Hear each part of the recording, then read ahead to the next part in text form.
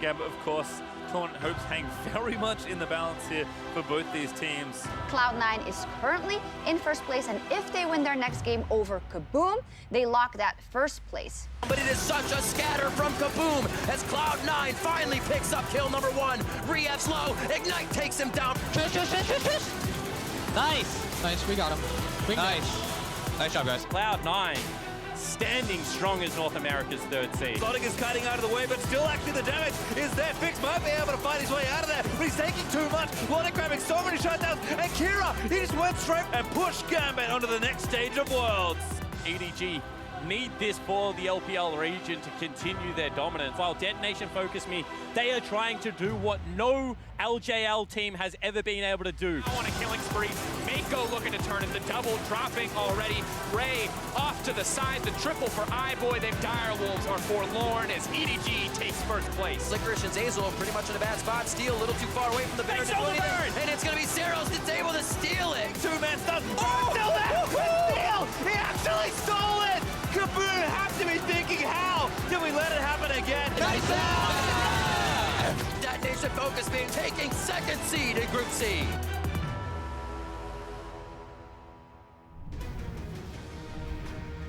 We're back for Cloud9 versus Gambit Esports, which is starting up in about 13 minutes. Hopefully not a bad omen for Cloud9 or Gambit. We'll see. I love this video, by the way, the Japanese casters cheering.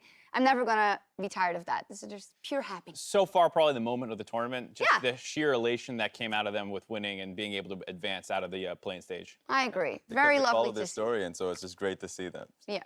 Well, before we jump into that series and into more emotion, I did want to gauge your temperature for our first hot takes at Worlds. So let's see the first one. It is EDG was not the strongest team in Plains. Discuss. Okay, who got this one? You started off. I'll follow up with Yeah, what you said. you're the you agree? LPL, Do you agree with I that hot take? disagree. Look, I know EDG comes out, they lose their games. We've seen it last year, we've seen it this year. Look, they're better than C9. I'm just gonna come out and say it. G2, they lose those random games, but they'll recover. Well, one bounce back. question though. You know, how many times have they made it past quarterfinals at Worlds? They're not there yet. That doesn't matter, all right? Here's the thing about EDG. They have a 10% chance to lose any game in the world, including any anyone. time. Like you at home, put 5 bronze players together. There's a chance EDG just throws that game against them. Yeah. It was up 10K. It doesn't matter. The question is. That doesn't make them bad. The question is, would you rather have a team that looks as good on EDG in all the games, but could drop that game in a decider game in a best of 5, or would you rather have a Cloud9 who's struggled a bit with that Nation Focus Me, but were able to pull it back? I would rather have EDG because Oh. they average 3,500 gold up at 15. Okay. I want the team that has like that one dummy mistake, but is never gonna lose Mark 3 sold games. out NA. They're You not heard it gonna here lose first. 3 There we have games in it. the best of 5. I wouldn't mind a winner. I'll take C9. but, you know. Alrighty then. Well, next one. Gambit is feeling confident in their matchup today. They shared a fun fact on Twitter. They said, NA is the only major region we have 100% win rate against. They also shared this throwback picture from IEM Cologne 5 years ago. And while Diamond is back on the Rift, Edward is back on the Rift, and Sneaky also played in that game. So it's a bit of a throwback. Yeah, but Father Time has definitely crept up on them, and they're not. I don't think they're the team they were back then. They've got the Time Lord. If you're looking at him, maybe he's got that extra feature coming back from the past. they don't have to him. Genja check can that. only go forward in time. I don't know, man. I think he's got some new gadgets. Sneaky's like the guy who's kept progressing, it seems like, though, He's from the 5 years vampire. ago. He hasn't aged at all. He's the same player. That's super impressive, though. Well, despite coming in as the second seed, Edward from Gambit Esports thinks there are some advantages to coming in to a match as the underdogs. Thanks, guys. I am here with Gambit's Edward, who's about to take on Cloud9. And the last time, and actually the first time that you guys played against them was 5 years ago, where you picked up the win and beat them at IEM Cologne. So with all that history behind you, how confident are you coming into this rematch with incredibly high stakes? I wouldn't say it's a rematch because it's completely 2 different teams.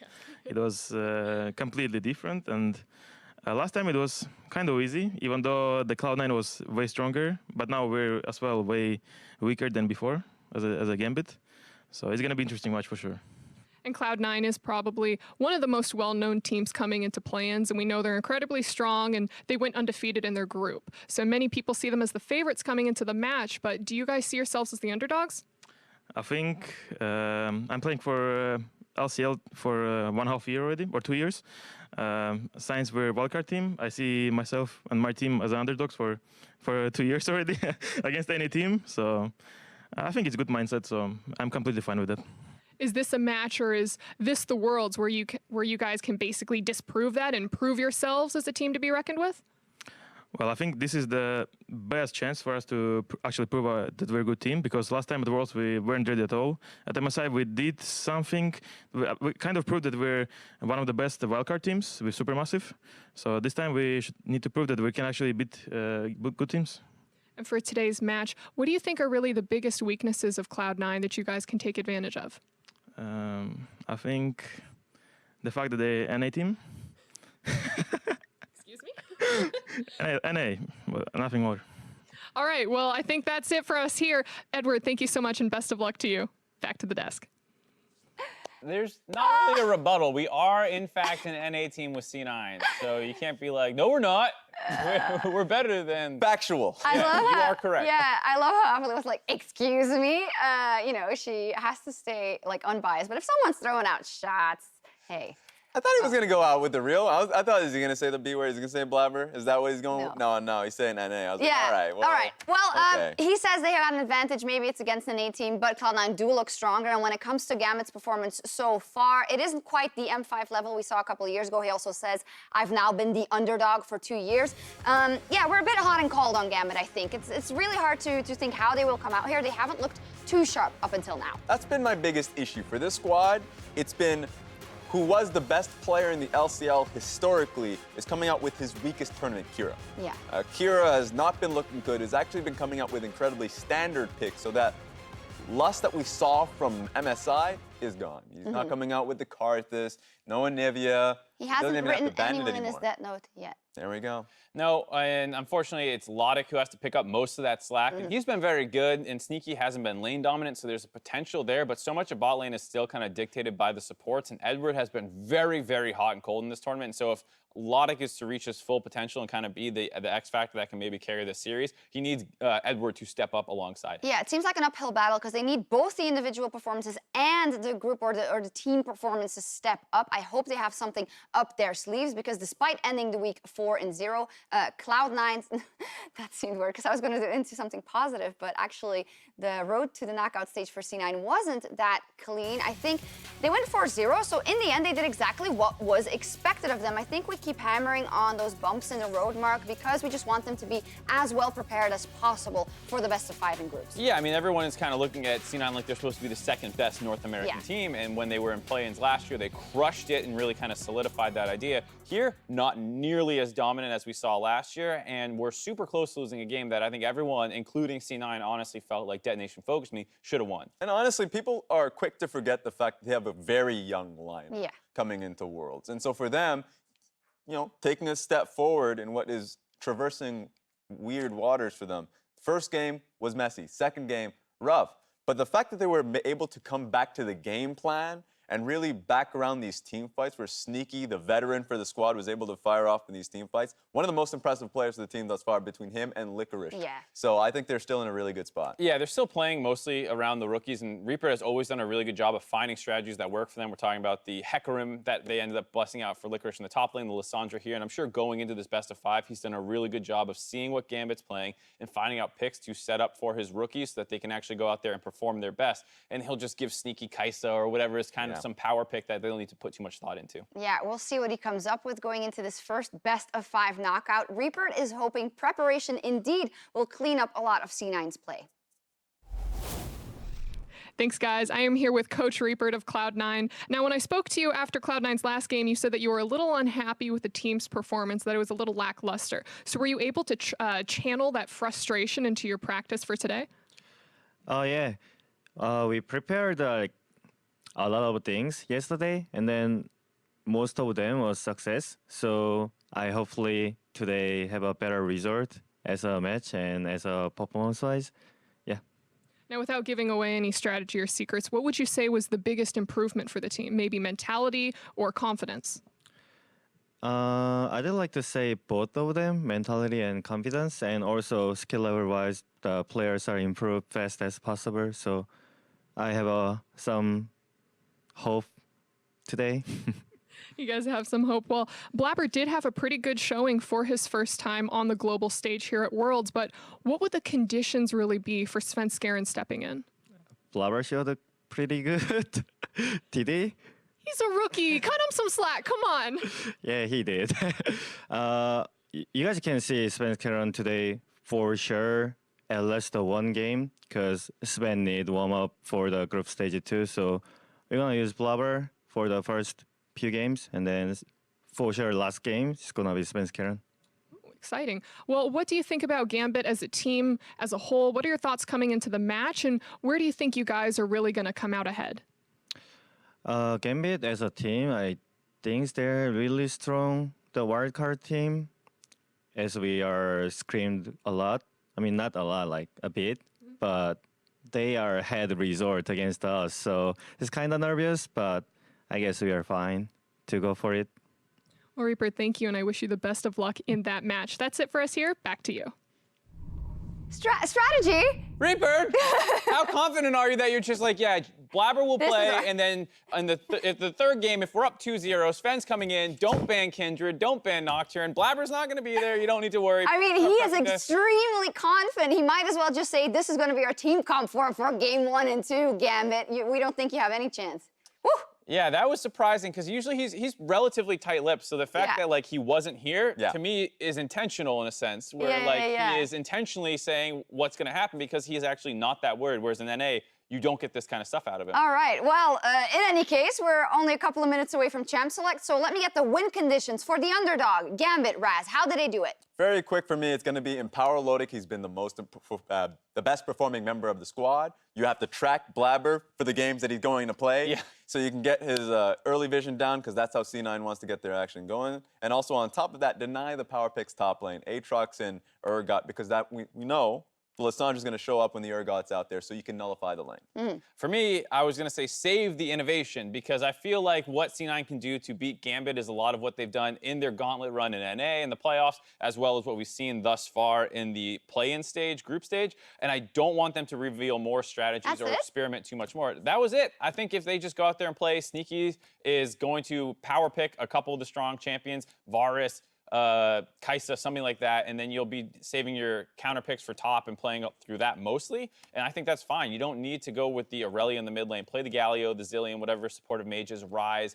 Don't branch out too much and save that for surprising people in the group stage, because it looks like if everything goes according to plan, they're going to Group B. Yeah, exactly. That seems like the plan for C9, so let's take a look at our predictions if we share the same faith. I certainly do. I have voted Cloud9, and also with a 3-0 game score, a bit hard on Gambit, but I just think C9 doesn't cut above them. I say, I think I'm the one that diverges a little bit. I have one game for Gambit. I'll give them one because they're a team that looks towards preparation so much that a draft will give it to them. So I think Gambit will come out, especially since Cloud9, it seems like they're looking past Gambit into the group stages. You have to still respect your opponent. Well, I looked at which match is most likely to have an upset game, and I actually felt like the EDG Detonation Focus Me would be the one where DFM, with what we've seen from EDG, could drop one. They already threw that one game. Yeah, throw in place. That happened in group. I actually had Gambit taking a game here as well. Okay. So that's why I was like, Raz, what do you mean? We both predicted one. In EU, we call that the cop-out prediction, because you're not secure enough in the team that is dominant to do the whole thing, and you don't want to look like a fool. Yeah, well, I think Gambit will actually do something interesting, one draft that will catch C9 by surprise. So I have confidence that Gambit. And I hope we are completely wrong and we see 5 games for both sets. We'll see. The stage is set in any case and ready to go. Let's send it over to a couple of koalas, Pastry and Spawn. G'day, g'day. Thank you, Shox, and thank you for joining us for our first series, Cloud9 versus Gambit Esports. I am Julian Pastry Time Car here with the driver for our newest barbecue food truck. Hey, there's the rub.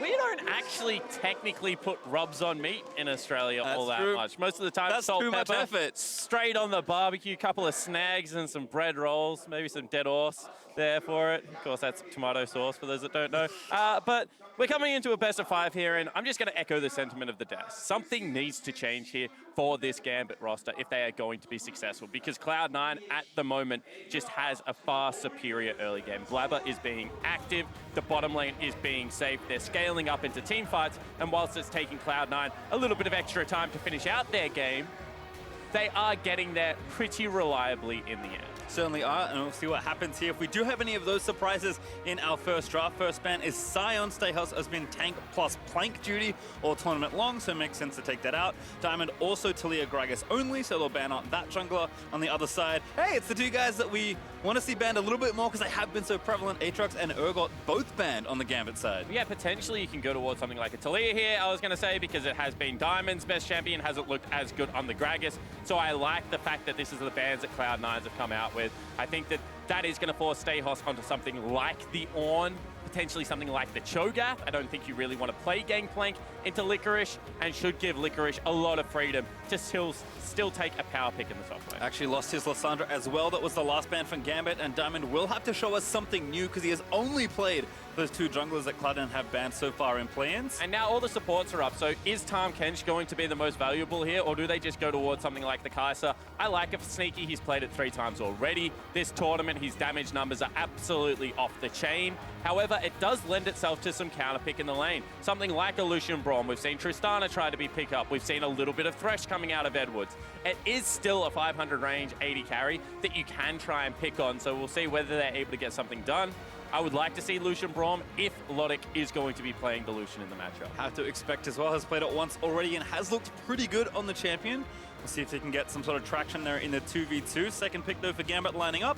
You mentioned something like Braum. Alistar has been very popular though, so Edward going to take the playmaking support there. Yeah, it certainly is, but I think that this does give Zeyzal room to either play Thresh or Tahm Kench. I don't think they're going to be all that concerned. At the same time, there's also still engage options available, so it's not like you're denying the pull if he wants to. Already played a Rakan game in this tournament. Actually, he hasn't. He's played a Leona game, so both kind of engage heavy supports, and I think that that is a little bit of a misread coming out of the Gambit lineup. Cloud9 actually going to take the kind of lane dominant support here as well. They'll grab the Braum for themselves up against the Alistar, and Blabber, sort of as expected, will take the comfort pick there. Does take Kindred here in phase 1. And I mean, this makes a lot of sense when you partner it with a Kindred. All of a sudden, you've got a very good team fighting comp coming out of the Cloud9 roster. I expect Jungle to be picked up here. See whether it is something aggressive like a Xin Zhao to try and fight some fire with fire for Diamond, because he's already had 2 jungle bans played towards him, and if you don't take it right now, then you're just not going to be able to be on any kind of power pick. All right, there's Nocturne actually for Diamond Fox. So like we said, was pushed to a new jungler, so taking something very aggressive there up against the Kindred. We'll see how that one works out. Ban phase 2, though, will kick things off, and it does feel like in some ways Gambit are priced into at least banning Zilean, which has been the thing that Cloud9 have played so much with Zilean Kindred. Yep, absolutely. Also, Galio should be taken away here. I think that ideally, Kira would be the person prioritizing that pickup, and as they do have first pick out of this ban phase, maybe they don't have to take it off the board. But I agree with you, those support mages, maybe even something like a Karma, although Jensen only has 1 player on it in the summer split, I believe, would be able to facilitate this double 80 carry comp very nicely. Also, on the teamfight side, Ornn banned away by Gambit. Cloud9 take LeBlanc off the table.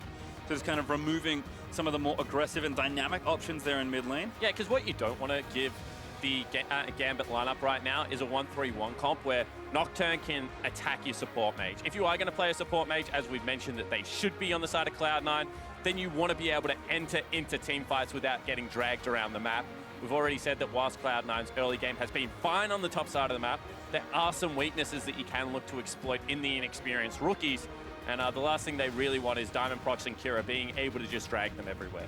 Cloud9 talking pretty heavily about this last ban. I wonder if they're thinking what you were, Spawn, that out of phase 2, Galio seems like a pretty big threat. They will ban Syndra, though, for taking more of that early power away from Kira. And the reason I'm saying Galio right now, even though it can be countered, is I think that Jensen's counter at this stage isn't as powerful as Licorice's. However, they disagree, and it's going to be Stayhouse grabbing himself a pick here. That is really against the grain of what I thought we would see in this match. Yeah, because now you give Licorice counter pick and you let Jensen take the Galio if you wanted it. I mean, I assume Kira has something prepared if that's the pick they're expecting, but we'll see what C9 have here for these last 2 picks around out the draft. But is very interesting that they're going to give Kira counter pick. Perhaps with Rise Up, though, they were thinking it would sneak through. so that will be the pick here for Jensen. Kind of funny to see Ryze drop so low in the draft, but is finally picked up here. And I think it is the lesser of all the evils that Jensen would have been able to grab in this situation. It's certainly not going to pair as well with Blabber as something like the Zilean would have been able to do. So I do think that Gambit would be happy with that selection. I want to see what Licorice goes towards here, whether he goes towards an old school matchup like Rumble. You mentioned actually that you wanted to see more Poppy this tournament. There she is. Lock in there for Licorice. Gonna take that up against the tank. Had maybe Gangplank as an option as well. The tank matchup has played that a lot in the year. But I mean, I think it would have been a good pick in isolation for the lane, given the fact that Nocturne not going to pressure you all that much, and it is going to be a Maokai, which can be a free farm lane with Grasp. But at the same time, I also do think that their composition needed some form of front line, right? So not really going to go with that. Cassiopeia is a counter pick here. We said we didn't want to see it. That is a much better pick in my opinion. Control Mage for Kira is going to be crucial in this matchup. Yeah, and again, Diamond, the guy that's really gotten everything done for this squad, he has so much KP, 78.4% from him. So generally, nothing happens unless Diamond makes it happen. So he and Kira are going to have to team up and really make some plays happen in the mid game. But the big thing for me is whilst his kill participation is so high, he's yet to participate in a proactive First Blood. He has been First Blooded once himself, however, hasn't been able to pick up any of those, whereas Blabber, 75% of the time, he is the person that is involved in that kill. So a little bit more proactive early game. Diamond once again on a farm 6 jungler, and actually just really a farm 6 comp apart from that bottom lane. So we'll see how much early game presence the jungler of Gambit can secure. And I think it is good to see from the rookie there. I think you agree in that when you have these young players, it's good to just get them reps and let them do the things that they instinctually want to do. Because if they don't learn on the bigger stage, they're never going to learn. In League of Legends, almost always doing something is better than doing nothing. You have to be able to spend resources. If you allow your jungle to collapse, you know, if you give up things like Baron, you just passively lose out on the game. The game gets harder as it progresses in that sense. I think that the one thing I will applaud Blabber on is his ability to make plays. I think that his missed execution at time has cost Cloud9 pretty majorly in this world. Obviously, it hasn't resulted in a loss yet.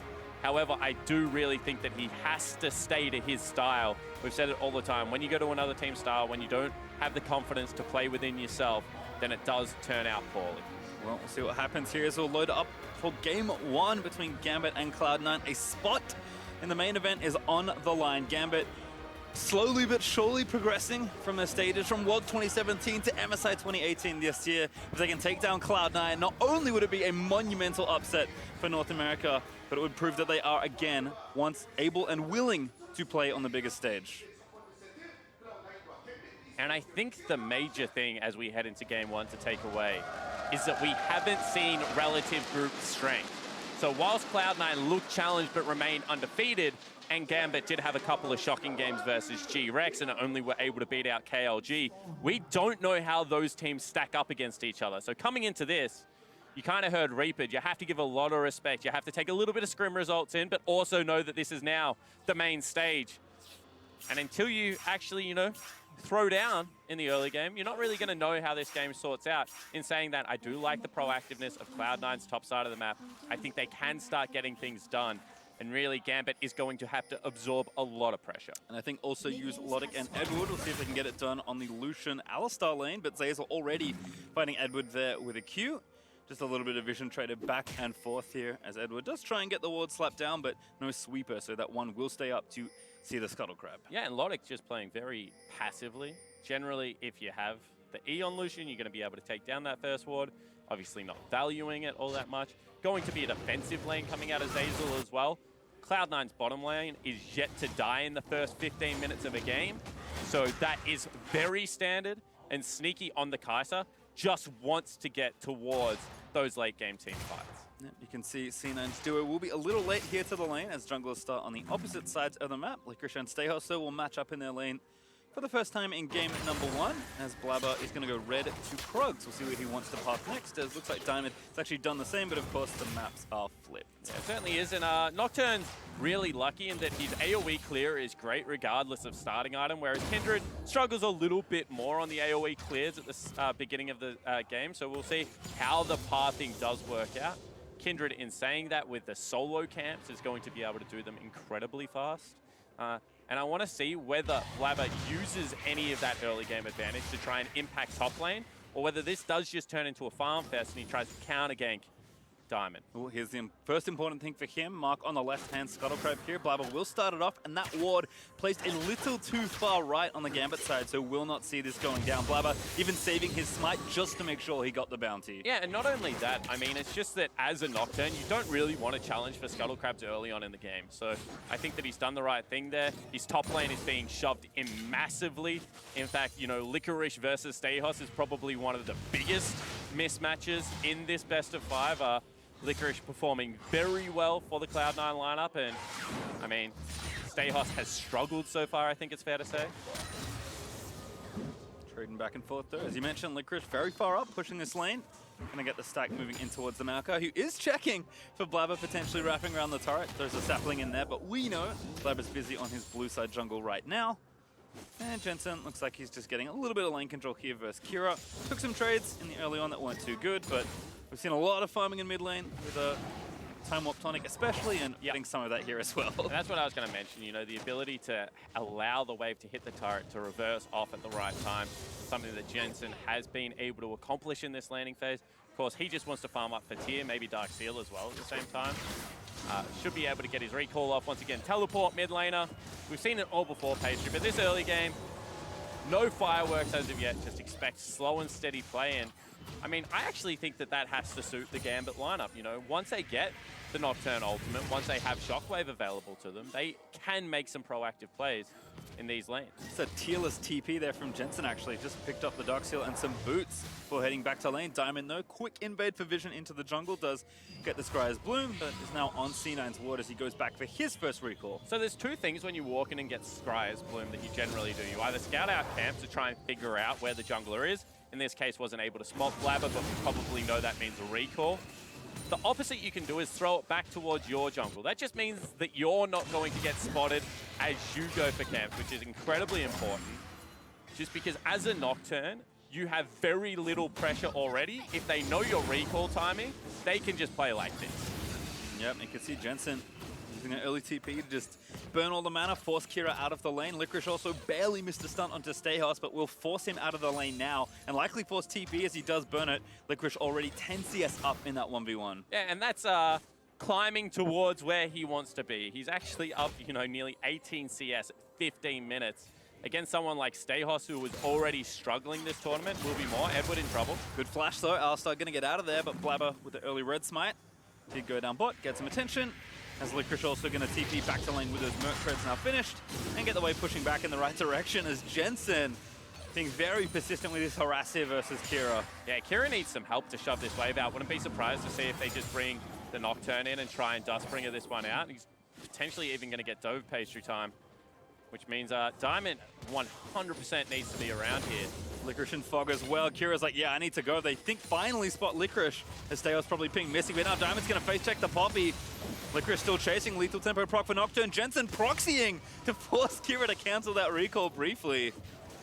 This is just rude. It certainly isn't. It's just a massive advantage for the solo lane, as we said, that this is the area of the map where we think that Cloud9 have the advantage. Jensen just able to deny so much CS. As they actually go forward, that's bad. 2v2, Edward though, Blabber back in bot lane for the other time. There's the stun into the Alistar, no flash from earlier. Edward is gonna go down, and it's Blabber that grabs first blood. Now Lodic gonna get Dove, the stun there landing from Concussive Blow is gonna force Lodic to burn away under the turret. But C9 already off to an early start. And just a brain fade out of Edward. He didn't have flash, he knew that Blabber was somewhere around that play, because otherwise they wouldn't have rotated Licorice down. Able to punish the aggression of the Gambit support. Once again, a first blood picked up for Cloud9. And they just have no vision. They have no idea where he was. And Diamond had been topside jungle. So they knew that he wasn't on that side of the dive. Just a strange choice for Edward to go in for that play. Lodic tries to get the return kill. In the end, has to burn summoner spells to get himself to safety. Now Licorice Shane gonna get Shockwave back, still pretty tanky. It does have his flash. Ulti from Stehos gonna catch in the brambles. A little too slow. Licorice trying to flash out, but there's the ulti from Licorice. Gets one out, but Kira still chasing, needs a few more. And Poppy maybe gonna live under the turret. Those Merc Treads came up clutch. Certainly did, and they just used so much. And I love the Merc Tread pickup. Base magic resistance at this stage of the game when you're against primarily a magic damage top side of the map. You know, only Nocturne bringing that AD is going to keep you safe in situations like that. In saying that, did get his flash out in trade for Stayhosses, so maybe a little bit of a less volatile top lane in these situations. As we can see, the topside advantage that we kind of expected from Cloud9 is quite a bit bigger than I think Gambit were asking for. Jensen is looking like his old self in some ways, 20 CS ahead of Kira in that 1v1, and it is constant triple lane pressure currently. It certainly is, so they need to be able to withstand this because Cloud9, this split, hasn't necessarily played, you know, that mid lane, win game style of League as they go in top lane. Licorice no flash, ulti in from the Nocturne, but Licorice gonna try and fight his way out. No chance at all though, and Stayhouse grabs himself a kill. Yeah, very strange that Stayhouse took that one. Would have been great on Diamond, racing towards a Warrior enchant. Would have been a big deal for the Nocturne. First gank, a success, however. And we'll see whether they can continue this pressure because we said, you know, top lane mismatch could be in Cloud9's favor, but right now Stayhouse actually up in experience, up in that CS, and now has a kill to his name, going to be able to continue to scale, and really no one deals with Maokai well in the late game. This is just, one more time, Licorice being a little bit over-aggressive, trying to get his wave into the turret, trying to aggress up in the lane, has actually one of the highest forward in the lanes out of anyone in play-in so far. And just not working out. Certainly not. Diamond with a good gank. A Nocturne Classic as he goes back and finishes his Warrior. Blabber, though, has been farming healthily as well, so he's got Devourer already finished pretty early on. The Sneaky and Zazum continuing to play up in this lane. Kai'Sa a little down on CS, but certainly up in pressure, which for a Kai'Sa lane, I think is about all you can ask for. Yeah, it certainly is. I mean, Kai'Sa is way better than 6 CS on Lucian late game. It's just about whether Sneaky can get there or whether this Gambit lineup can continue to aggress forward. You know, next Nocturne ultimate going to be very important. Can they get it down into the bottom lane? This is what we talk about when we say, you know, the Cloud9 roster plays around their rook. Kira's still in the mid lane trying to shove that one out, needs another recall. And as 4 members, C9, walk in on the blue buff, and there's also a mark there, well, there was a mark there if they wanted to stick around. Obviously no longer the case. However, Blabber just doing a very good job of coordinating these invades, keeping Gambit back. Good convert onto the Drake as well. Edward with a shallow ward will not spot Blabber in the pit, but I think C9 have more than enough pressure regardless. The Blabber will happily solo down the mountain, even miss mites just for a bit of fun. It was by 5 health, it's fine. He's fine, grabbing himself another mark. We'll see whether this is going to be the Blade of the Ruined King picked up as well for Blabber, whether he does really go all out. He is going to have to deal with a Maokai on the front line. Devourer into Bork is one of the few builds as a jungler that you can go towards that. Diamond back in topside though. I like what he's doing. Once again, gonna ult Licorice. Still in trouble, gonna try and get his way out of there. The ulti channeling up. He kicks one out, but Diamond's still here under the turret. And the Brambles from Stayhouse will stay as Licorice still fighting for his life. Picks up his shield. He's gonna be enough, but Diamond does flash forward to get the kill, but it will be a trade in the end. And now here's Jensen gonna look to try and take down Stayhouse. Realm warps up. Knockback there by the Q as Jensen gets the first combo started. Damage is down. Stayhouse. Sap Magic is just trying to stay alive for a little while longer, but Jensen will keep chasing. Under the turret he goes. Jensen forced to fight. Minions still blocking the last Q as Jensen. He wants it, but he can't get a range as bot side. There will be a dive as well. Zazel too low as a coming from Logic will keep him back alive, but Edward also all in that situation. And what carnage here is Jensen. He still fancies his chances here in the top side. Yeah, I mean, it looks like Stayhouse stuck around for a little bit too long. Will be once again forced off another wave. So whilst Jensen not able to convert on the kill, will deny some CS.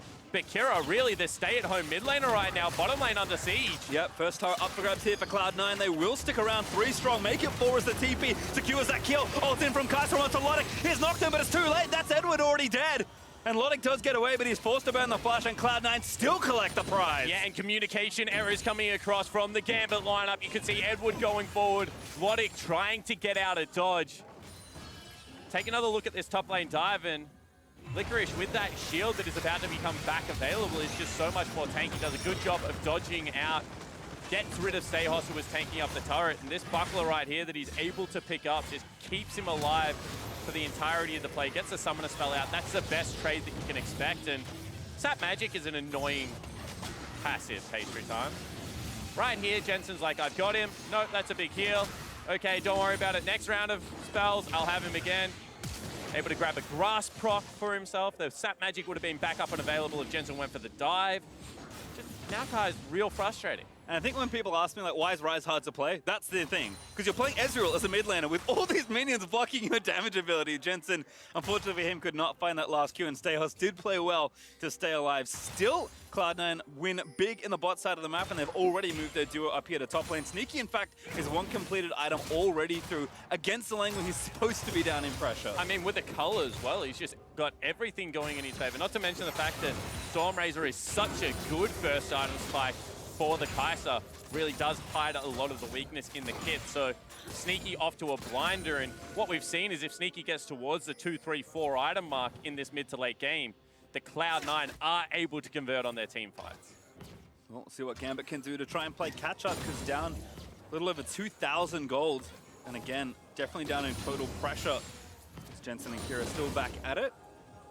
Kira trying to get this wave pushing in the right direction, but Monik and Edward under threat of their turret, continuing to take hits. And Blabber up here in the top side may commit for some sort of play here. Perhaps the Rift Herald is the next thing on the cards. And I think this is a different playstyle from what we're used to seeing out of Cloud9.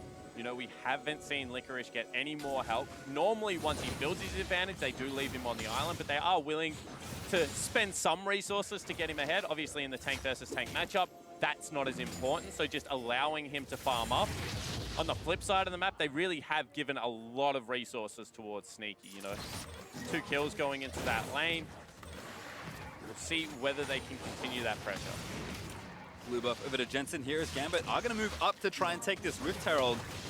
Kira going to zone them out with a ball. Edward though also poking his head around. Could be kind of a rough position here for Cloud9, but Gambit is just trying to get to the Herald safely. Still the fight's going to start. Blabber going to get initiated on there. So Shockwave ulti is enough, but Blabber actually dies. He didn't ult in time and make it to as Zeyzal falls as well. Sneaky forced to flash out to safety. That's Gambit with 2 kills plus the Herald. That's a great team fight coming out of Gambit, and they just acknowledge the fact that we're losing the laning phase. Let's try and turn it around with our big team fight ultimates, and they're going to look to convert that into a mid lane turret pastry time. Just pulling the trigger on the play. I think Cloud9 a little too hesitant there, trying to block the Herald. Instead, Gambit, they make the proactive play. Edward once again starts off the playmaking, and that turret is dead easy as Shelly charges in. Gambit finally equalized, taking a central point of the map. That's going to force Jensen to come in and answer this, and all of a sudden, the gold's tied back up. And I like that out of Kira as well. Even though he doesn't have mana, just walk Shelly up to the next turret, ensure that it gets the charge off, gets maximum value. And all this is how squishy Blabber is at this stage of the game. And as soon as he goes in, if they blow him up before he ultimates, the team fight is there. And look at the chain CC. Just perfectly layered. There is so much in the kit. Sneaky also has to burn Flash to get out, which means his days of playing the laning phase aggressively are probably now done. And Gambit really send a message there. Sneaky is going to be forced back. Kira now going to pick up blue. Hasn't quite finished his first item just yet. Took a detour for Oblivion Orb. Wanted to get a bit more early strength here as Jensen has finished up the stuff. Yeah, I actually really like that build when you're not able to build yourself the Sork boots. You still pack an early game punch. You're able to navigate the mana of the laning phase, especially now that he's picked himself up a blue buff. So I think that Kira on the right track here. Expect him to go Luden's next. But Jensen is just so far ahead, Pastry, that if he is caught out in the 1v1, it's still going to be difficult for him. Edward face checking. Yep, he's going to maybe get stunned up here. Does get stunned, but Diamond in the mid lane wants to try and take him down. The ball not ready. Jensen forced to flash out, though. Zeyzal doesn't answer. 4 for Gambit, once again looking for a pickoff. I mean, one more time, that is Diamond going in and Diamond getting a summoner spell for himself. And this time it's on the rise with a dragon, you know, about to come up. So they're still pulling the proactive play, and everything really right now is hovering around this Nocturne. Gotta respect the fact that Diamond, whilst having acquired an early game, since then has had 100% kill participation, he's just building for the all-out aggression. Yeah, you can see Warrior plus BF Sword and 2 long swords is about as much AD as you can afford early, as the Drake also does go over to Gambit. They'll equalize on that front. In the meantime, Sneaky is trying to get this next turret pushed down, but Cloud9 have certainly been put a little off-kilter by Gambit, and in particular, Diamond's mid-game aggression. Yeah, they certainly have, but the one member of Cloud9 that you really can't rattle at the moment is going to be Sneaky. And I mean, he's still farming absolutely fine. He's taken himself down 2 turrets at the same time. He would hold majority of this 1,300 gold lead for himself, and he's going up against the earlier game carry. So he knows with that cold cashed in, if he can just get towards the Winsus, maybe a Banshee's Veil, something along those lines is his next item. He's going to be fine in the mid to late game. And I think that having a player like that for you gives your rookies a lot of confidence to make their early game plays. And they've been able to do that, you know, Blabber rolling. They've had some good impact so far out of Zeyzal. And you just got that insurance policy of Sneaky being there at the end. Certainly has been kind of his thing all career long, and still showing up here in his 4th Worlds, I believe. 4th or 5th, can't exactly remember. Gambit, though, continuing to apply some pressure. Logic does get the wave push into the turret, but Sneaky just runs in and scoops up the rest of this farm, no problem. I mean, the evolution of Sneaky has actually been really cool, because at a certain point, you know, they were playing Ashe Zyra, they did have some lane dominance, but then all of a sudden they turned into great team fighters, and I think that Sneaky's career has just been highlighted by fantastic versatility. Kind of now playing everything, taking the strongest AD carry if he wants to, and I think that the fact that he is the mainstay of this roster, that he is, you know, the last remaining member of the OG Cloud9, is a lot to do with the fact that he continues to evolve. And that's the thing, it's coupled with consistency, which is extremely rare for a player at any level, especially the highest level, that you can be as versatile but as consistent as Sneaky has been, especially at these high-stakes tournaments. So Cloud9, they've had a lot of changes this year, a lot of roster shuffling, but Sneaky, despite also getting benched himself for a period of time, has stayed true.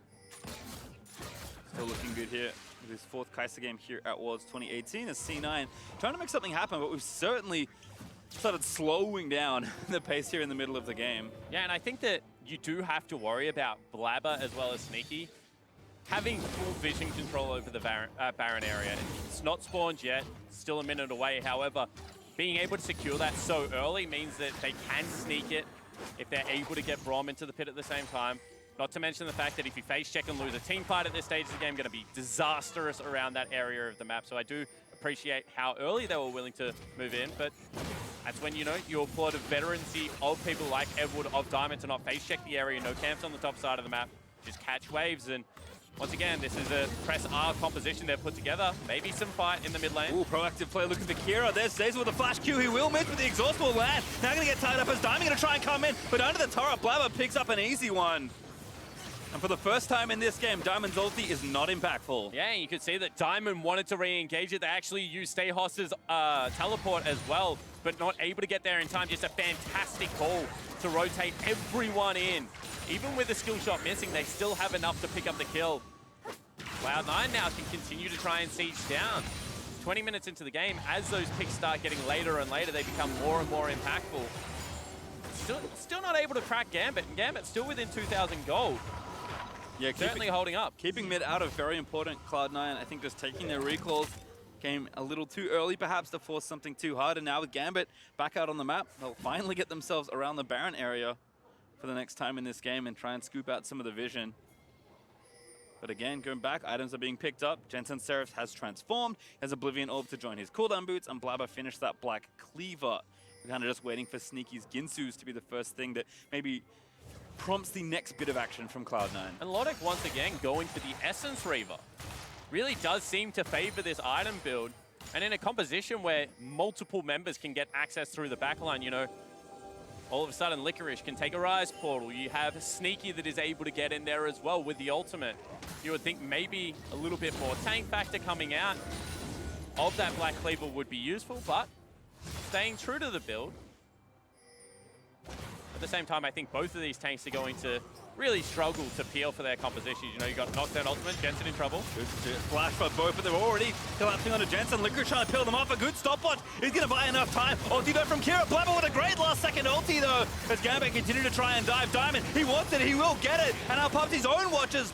Gambit need to get themselves under that turret, but Diamond, he will be left for dead as Sneaky. Late rejoins the fight. Stayhouse still around for far too long as Sneaky looks to play Janitor. Blabber grabs himself the shutdown. Still alive as he's cutting out under the turret as Edward cannot find it. And Sneaky, he will Killer Instinct in. Take down Kira as Logic left. The only one alive from Gambit as Cloud9 collect the ace and Sneaky collects the triple. What a team fight out of the Cloud9 lineup. They punish the over-aggression coming from Gambit. We said team fights around that 20-minute mark can be devastating, and they will convert it into a Baron. And it just seems all too easy for Cloud9, who win the first major team fight of the game. 22 minutes in, they'll scoop up the Baron. and they have built a massive lead after that play. And his mind was telling him no, but his body, you can see he just gets underneath the turret immediately. Old school Lee syndrome, of course it takes place with the Maokai as well. And the surprising thing was that they continued this fight. I thought that once Diamond went in and traded his life, the rest of the members would back away, but they did try and re-engage and save him. Was looking okay until Stayhos really just overextended. Paid the iron price one more time, and Gambit lineup so close, you can see health bars. Looks like it could have been okay, but the fact that Sneaky wasn't there for any of it, still had the full kit available to be able to unleash. And first ace, understandably, our Ace of Predator replay for this game. C9 so far ahead now, 6,500 gold with Baron, looking to push down even more turrets. All tier 2 is up for the taking. My Gambit must goodness. defend. The damage out of Blabber in that fight, just able to free fire on the back line. Really did get it done, and there's going to be another Zeal item coming out of Sneaky. We've seen a couple of different adaptations in the build. When he does have to be an AD user, does like to pick up the Hurricane. Has also got Infinity Edge, incredibly late game, which you don't generally see on a Kai'Sa. But I think both AD and AP do have, you know, some validity to them at this stage. Yeah, I like to say that Kai'Sa scales pretty well with items. So when you got a lot of versatility and you're the strongest late game carry in the game, there's a reason we've seen so much Kai'Sa. C9 though do take a turret. Actually get 2. Jensen was busy split pushing with his TP and ulti ready to go. So that's 2 for Cloud9 already on the Baron power play, and still a minute 40 left to try and siege down more and perhaps crack the base of Gambit as well. Yeah, and now he's picked up his Morello Nomaton. He'll probably go towards a Banshee's Veil. He is very hard to deal with for the Maokai because Maokai relies on being able to use Sap Magic to just push out waves. Hasn't got a Sunfire Cape either, so going to have to expend mana. So Stayhos doesn't really have any great answers against Jensen, and given the fact that he has Teleport as well, they can match that. At the same time, I don't think Kira is really going to do anything to the adaptive Helm Poppy at this stage of the game. I think we look again, the best answer has to be Diamond. Coming into those side lanes with the ulti. I mean, whatever he does needs to work for Gambit once his Baron buff has worn off. Whether it's a full 5-man engage, riding in with the ball on top of him, or trying to pick off a straggler in the 1-3-1 in these side lanes. But for Cloud9, they're the ones with really almost all the pressure in this game, and they will translate this up towards the top side and try and take turret number 6. And this is what experienced teams do. They recognize your windows. Okay, ultimate backup unavailable from Diamond. He's going to look to attack a side lane.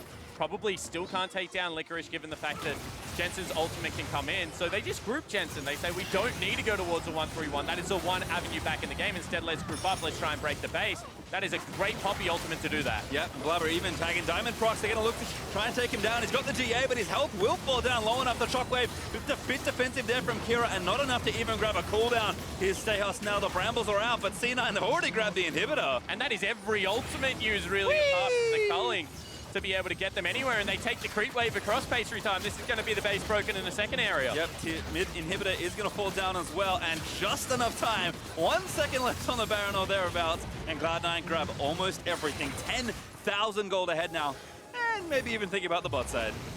Oh, hello, Diamond. In onto Blabber, who burns the ulti, and Diamond, you've got no GA left. He's going to get stunned up in the Lambsdorff fight, but not enough as Jensen fight to pick off in the end. Logic a little too far forward as Zazel. Maybe thinking of letting the ulti rip. Kira does not have his ultimate back around, so it's Jensen that grabs the double. Going to make it 3 as Edward falls on the other side as Jensen. He's just rampaging in towards the Gambit carries, looking to take down even more. And with 3 dead, Gambit will concede the base, and game 1, Cloud9 will storm in and take the Nexus. Yeah, and it looked like they had the fight, they had the pick, but just too mobile. Blabber gets over the wall and makes them pay. Slow, steady, and standard it is for Cloud9, but more than enough to find themselves that mid-game lead and crush Gambit in the face here in game number 1. Nexus down, Cloud9 thinking only 2 more left to go as Blabber grabs himself a fountain kill. And a very quick game 1 for Cloud9. Gambit looked like they were hanging in that early to mid-game very nicely, but one mistake, and the North American lineup punishes them. Once again, just the composure to be able to absorb the pressure, get towards their items, and then take over a game has been very impressive. We've seen that they can go late and be able to win the game there. However, if you do give them mid-game opportunities, still more than willing to capitalize on it. And I think for Gambit, it is just, again, the live and dive are the same thing. Aggressive initiations. They always try and make a play. And for so much of that game, Diamond was doing the right thing on Nocturne. But one bad engage diving at tier 2 and the game was basically all over. Yeah, and I think that when you're falling behind on your carries, you know, Raya's getting ahead, Sneaky getting the farm, that you feel pressured to make those plays, so you can't really blame them. They need to shore up these lanes to get the pressure off Diamond from having to all of the time look for these picks. Well, certainly was not enough there. But to get some more insight on Game 1, we're going to send it over to the State Farm Analyst Desk. Thank you very much, Pastry. After a back and forth early game, C9 made quick work of Gambit in game 1. So let's look at the picks and bans and the choices that were made by both sides going into this best of 5. Any indicators of what we might expect? First up, they don't want Licorice on any strong picks that he's shown a lot. And I think that strategy can make some sense, but it feels like they go slightly too far into it with the Lissandra ban. He feels like he's mostly playing those into the Urgot and the Aatrox, and once you've already taken those two out, I'm not sure you still need it.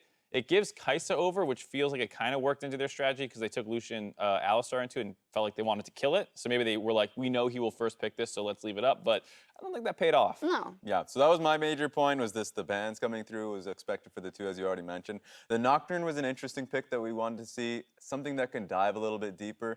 The only issue is that if the games are looking pretty bad initially, then of course you're diving to an assassination. That it's not going to happen because of the Kindred ultimate. So that was the only worry coming out of it. But other than that, I like the draft coming out of Cloud9, stock standard, and it empowers Blabber. And I do have to ask again, like the Kai'Sa, we know the stats that Sneaky has on that.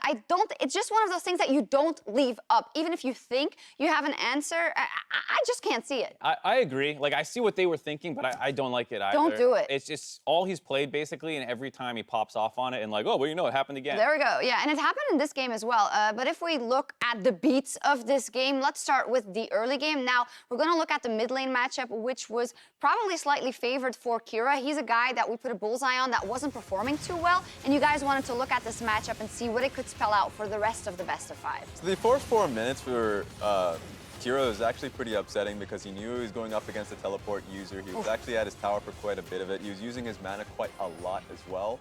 And he had Cleanse in a matchup where, sure, you're going to be, looking towards the Rise, looking for a setup, but it's Cleanse into a slow from Kindred. So I think he would have been better off with a heal or a teleport to be able to match with that, but he was at his turret for quite some time. Yeah, and I think his rune setup was strange too. He went for the much greedier Taste Their Blood Ravenous Hunter, which is what a lot of people run into like free matchups when you're playing into like a Vladimir or a Lissandra or something that you kind of win the lane anyways, and then those scale better into the late game. Every other time, people are taking inspiration with more focus on like Time Warp Tonic and stuff to get through the laning phase. Combo that with the teleport user, and Jensen, of course, has Time Warp Tonic and Minion Dematerializer, and it's no surprise he's getting blasted in the laning phase, which you saw pulled so much attention to the mid lane when you're trying to snowball the bot lane because that's what your win conditions seem to be. You could already tell really good communication from Cloud9 too, because the moment Jensen found that out, that he was able to push up, why not look for a dive? We were already looking towards the fact that Blabber was pushing into the enemy jungle because that was a great jungle matchup. So then suddenly Licorice had the ability to down path towards the red side jungle to see if he can get a flank going. This is something that Gambit can't happen going throughout the series. That's too much power in the early game. The preparation was there also for C9 when they saw that. However, Gambit did put up a fight early. This kind of surprised me because in the group stage, C9's early games had been incredibly cleaner than their mid game. So this was a bit a turnaround for me. Yeah, given the fact that the mid lane dive didn't actually end up working out, and then they started finding looks onto Licorice and getting some kills onto him, and this is why so many people look at cumulatively a 5-0 C9 thus far in play-ins and still look disappointed. These plays never work out. Jensen feels like with that mid pressure he generated for himself should have collapsed and punished that play, but Stejos has a monstrous outplay and forces a defensive flash out of him, and all this stuff looks like it's going pretty well for Gambit. Yeah, great play topside. I think Diamond Prox had his best game so far of play-ins, where he came in on the Nocturne, got past the early portions. I thought his early pathing was great. You got to see team fights around Rift Heralds like these that gave Gambit power. Yeah, I mean, that was just completely on different pages. Licorice and Jensen were not there yet, and so even though they wanted to contest that Rift Herald, they just aren't working that well together as an actual unit for C9, and that's the kind of concern that everyone has with them when they watch these games. That was maybe a bit concerning. And now, how we're going to approach this next replay, I just want to say that from Gambit's side, you just gave them the game, and I don't understand. Oh, this is actually the bot lane dive. Yeah, to be fair, Blabber also had a decent game. Both Yes. junglers were making things happen, so while that stuff was kind of going sour up on the top side, Blabber did a good job of influencing that bot lane, which was, like we said, what felt like Gambit's win condition through their draft was getting a counter pick onto the Kai'Sa. I had a lot of setup, but that was not the one I meant. It's coming in a bit. That was being said. Remember, Lotic is their strongest point of the map. So the fact that early ganks going through bottom lane, I think that's what Blabber should be looking to pincer, especially since mid lane's doing very well for himself. You have the opportunity for a 4-man dive. So I think this is something you should look towards in trying to empower your bottom lane. Apparently we don't have the dive, but I think everyone remembers it was so bloody we don't want to show you again. The one, it was where Gambit was maybe even with C9, and then they go so deep, I'm going to try and reenact it. They all die. Yeah, it was, but I do want to talk about it because I feel like Gambit had a real chance to do better in this game.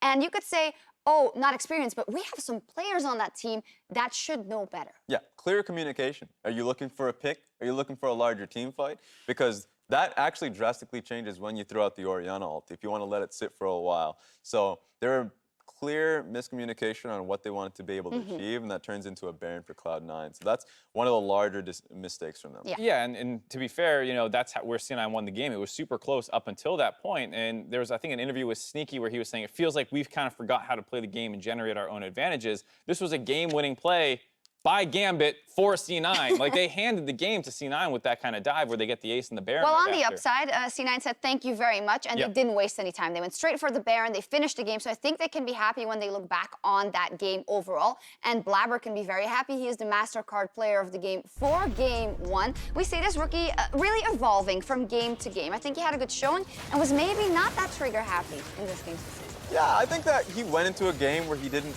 outright just stomp the enemy jungle, even though, you know, going into a good matchup, Nocturne actually pathed well. So what did he do? Laid the vision top side, went towards the bottom lane and immediately found the Alistar kill. I thought that Blabber actually had a much more tempered game. Yeah, and even in that game-turning fight that they had underneath the turret, the fact that he got there for the Kindred ult onto Jensen to stall out even longer was a great play by him and showing why his Kindred is so feared when he's playing well. Well, great stuff from C9. Comparing this to how they won in the group stage, they had very active and explosive early games and then kind of slowed down after they finished the game. In this first game, we saw that they were pushed around a little bit, but then took over in the mid game. So two different looks. How does this change how we go into Game 2 for you guys? To me, it doesn't really change that much. It just gives us some insight into what the teams were doing. Like, we were wondering if Kira was going to be a liability. Looks like that's still a yes. Lotic looks good, but the counter pick into the Kai'Sa didn't work, so hopefully that just gets taken off the board. And while we saw team fights from Gambit that were looking fairly strong, the issue is when you're in a best of 5, you start giving away team fights for better laning phase. So that's going to be my worry is are we going to see a Malzahar a little bit more? Are we going to see the Ryze take away? My biggest question is the Alistar going to be put in the back for a pick like Braum, which, fine, Braum works well if you want to have 3v3s in the bottom side of the map, but if you now are going to be struggling around engages, that's where the Alistar comes in a little bit more. So I wonder if that's going to be happening for Gambit. Alrighty, we see. We'll get that mid lane fight I called for a bit earlier as we go, so you get to take another look at it. Now, Cloud9, they are one step closer to securing their spot at the group stage and see if Gambit can bounce back for Game 2 when we return.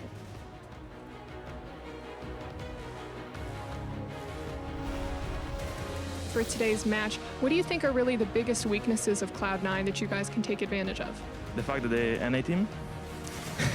Blabber back in bot lane for the other time. There's the stun into the Alistar. No flash from earlier. Edward is going to go down, and it's Blabber that grabs first blood. Licorice, no flash. Ulti in from the Nocturne, but Licorice going to try and fight his way out. No chance at all, though. Blabber going to get initiated on there. So Shockwave ulti is enough, but Blabber actually dies. He didn't ult in time. Chunked here. It's fine. Oh, I'm okay. I'm on their backline. I'm on their backline. Yeah, Chase. I can Ori heal. no subs, kill Ori, and you can Baron. Yep.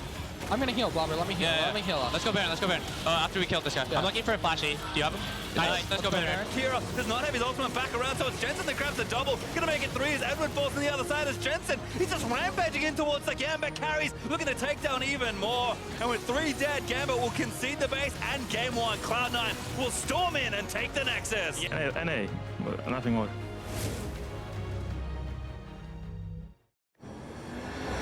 The synergy of brute strength, born of elite core power, to thrive under pressure in the most hostile conditions, and built to overclock.